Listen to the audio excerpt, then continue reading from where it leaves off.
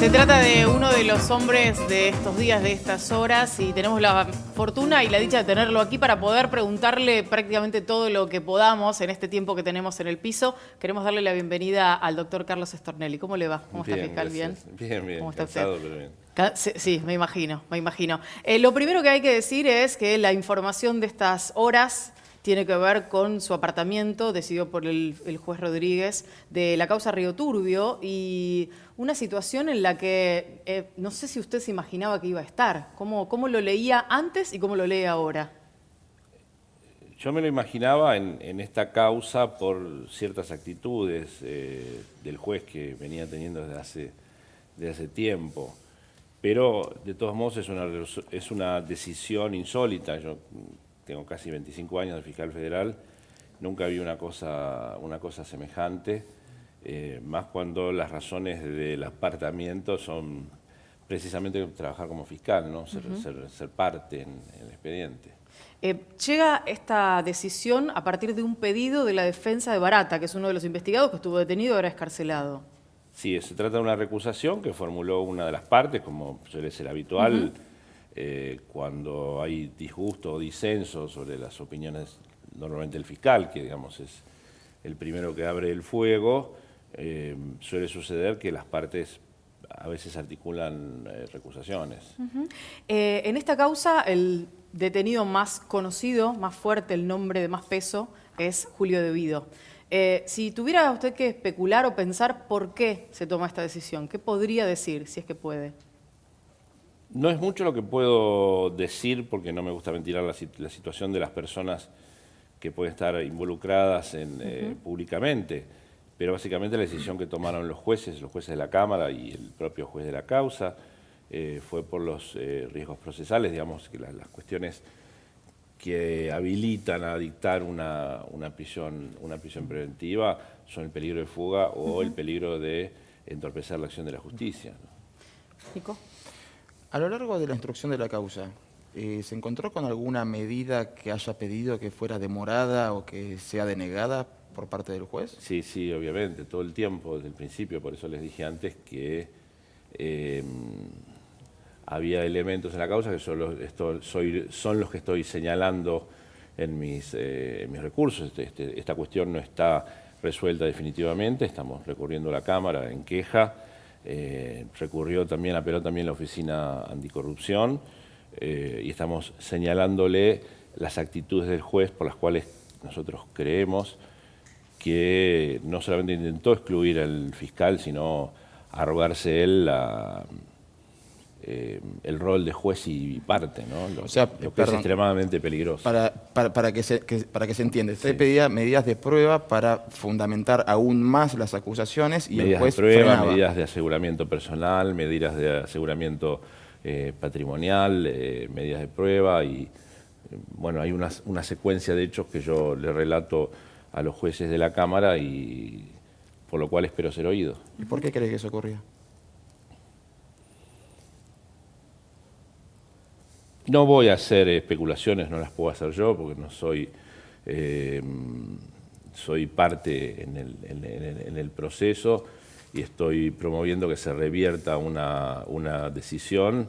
Creo que es una resolución arbitraria, que es infundada y que debe ser revocada y se deben poner las cosas en su lugar. En alguna entrevista que brindó en las últimas horas decía que es una posibilidad que se revierta esto, que es una posibilidad cierta.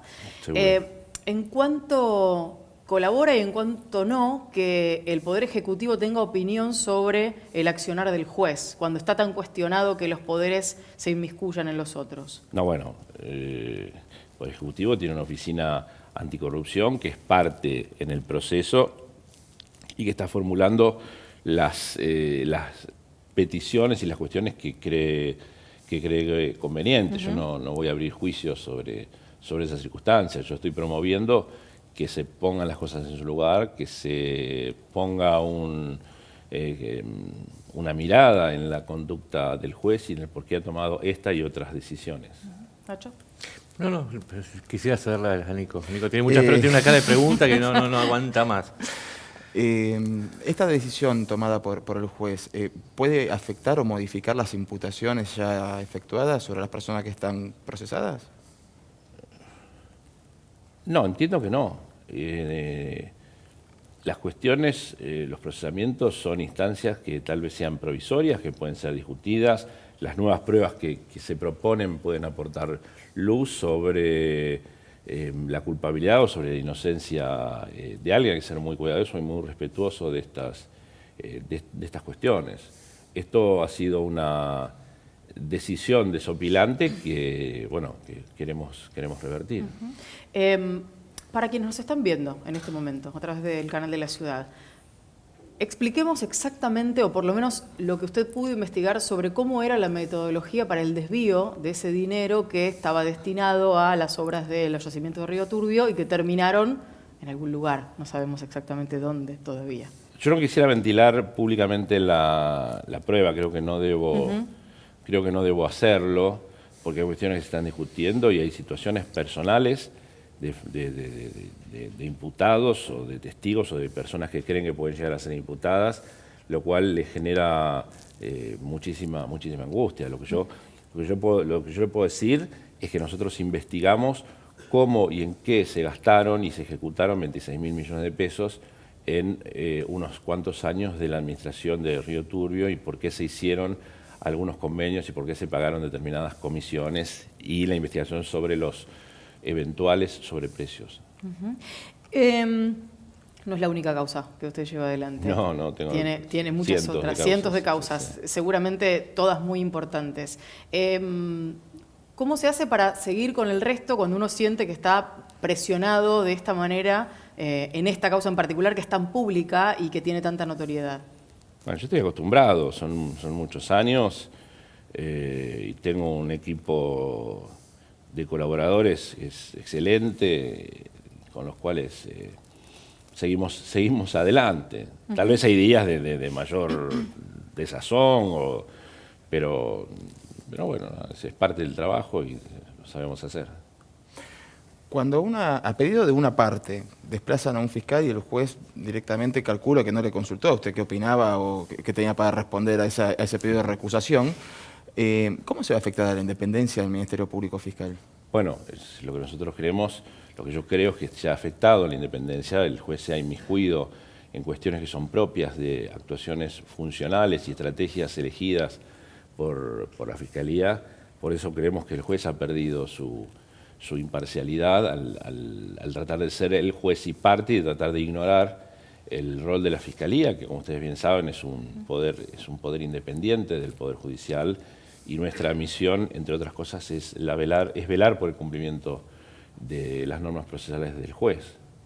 En este contexto, en este estado de situación en el que venimos prácticamente todos los días hablando de cuestiones que tienen que ver con la justicia, de lo que está ocurriendo con exfuncionarios, causas que parecían avanzar hacia un lugar o en un sentido y después parecen retroceder. Digo, me quiero parar un minuto en la cabeza de la sociedad, en aquellos que a lo mejor desconocen el funcionamiento interno de la justicia.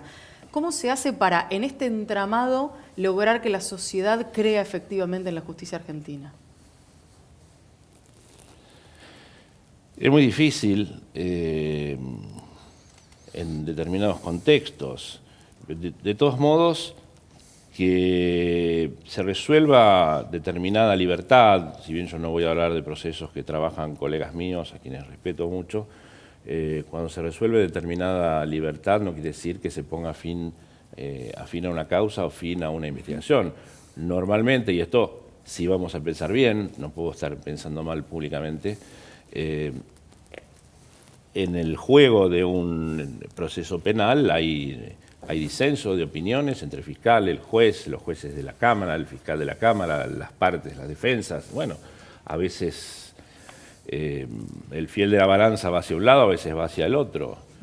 Después las cuestiones conjeturales acerca de segundas intenciones, eso queda en cada uno que quiera opinar.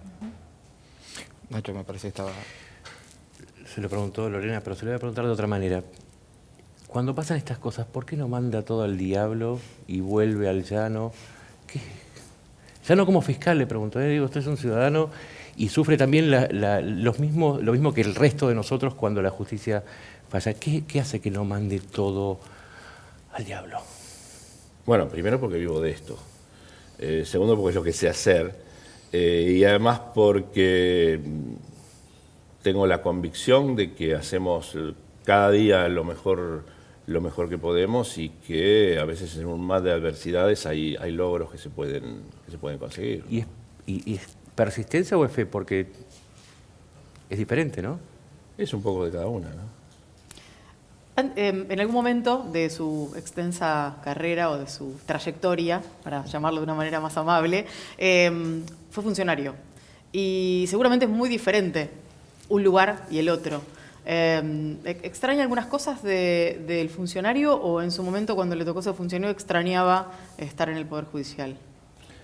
Yo tengo una opinión. Creo que para todos los funcionarios judiciales que nacen, se crían, crecen y se jubilan dentro de la justicia, sería muy conveniente para todos hacer una pasantía de 1 año o 2 en la administración pública, ¿no? Para ver cómo funciona el Estado y para ponerse a veces en lugar de los funcionarios, que eso creo que para mí fue una experiencia personal que me abrió mucho la cabeza en ese sentido, ¿no?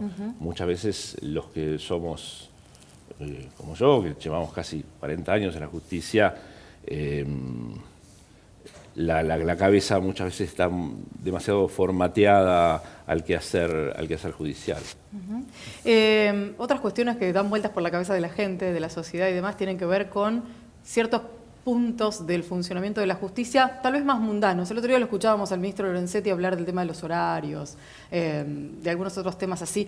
Digo, cuando se plantean estas cuestiones, ¿qué pasa puertas adentro del Poder Judicial? Yo creo que depende del lugar en donde se trabaje. Creo que el horario de atención al público es un anacronismo que debe ser revisado.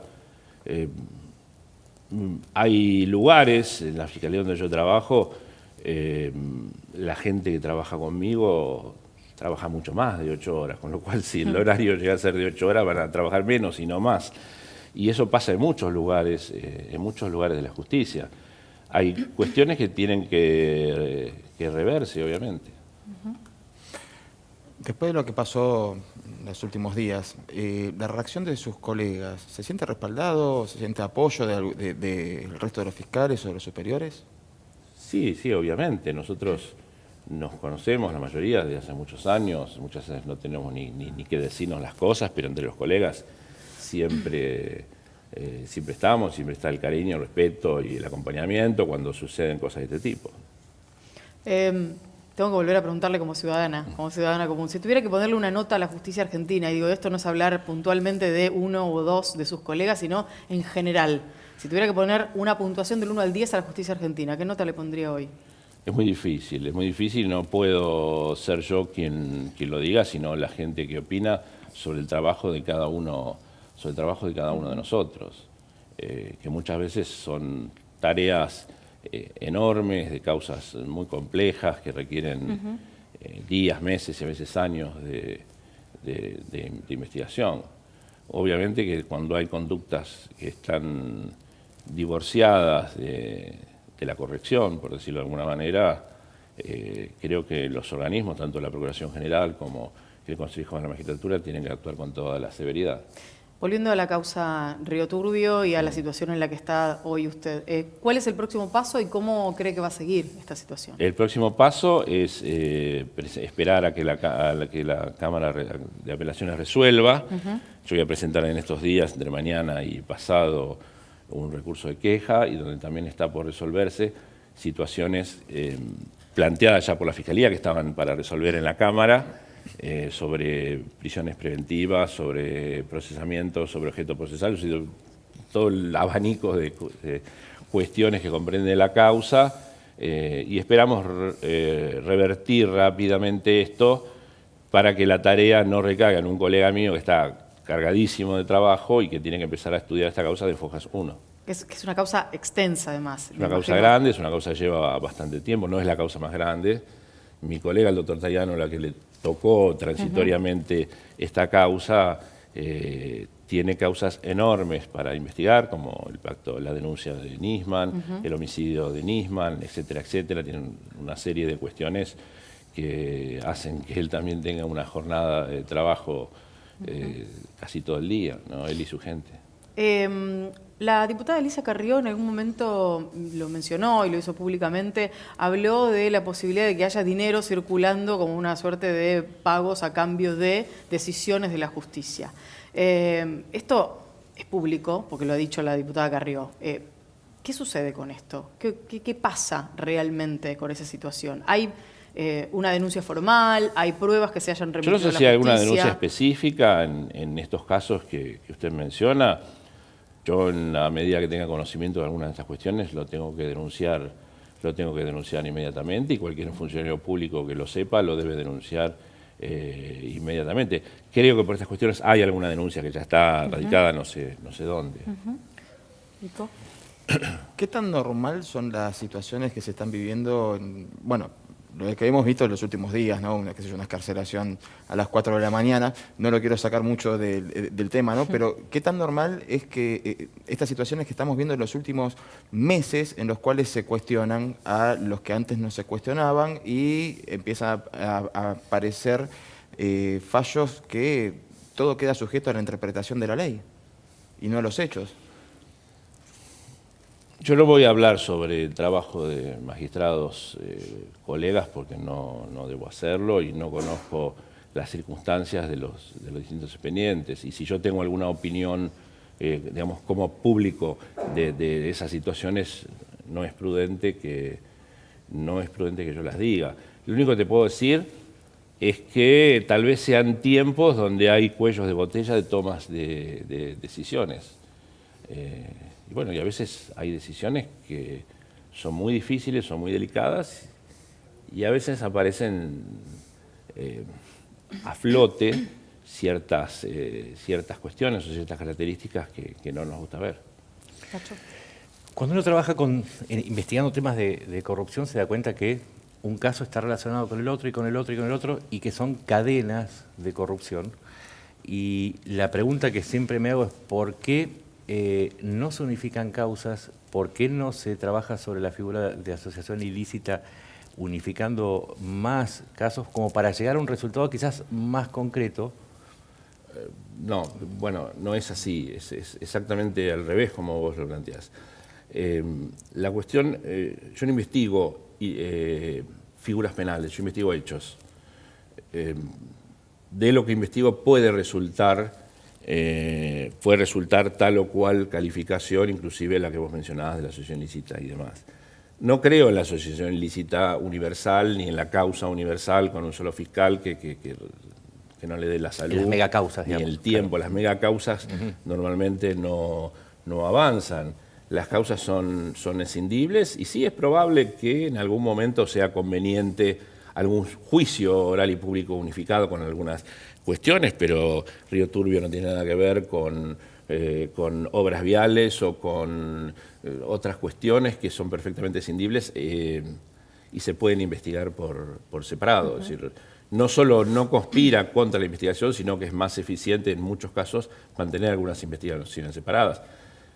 Además, todos nosotros conocemos, y las causas, cuando surge alguna conexidad o alguna necesidad de no duplicar interrogatorios o no duplicar o no replicar medidas de prueba, obviamente se unifican. Y a propósito de eso, a veces percibimos que hay una causa que se conecta con otra y empiezan las peleas entre los jueces: me la llevo yo, me corresponde a mí o no me corresponde a mí. Lo hemos visto varias veces. ¿Cómo, desde la Fiscalía, cómo se manejan en esos asuntos? Hay peleas de todo tipo, peleas procesales y cordiales, no todo es como esta relación que yo planteo con el juez de esta causa.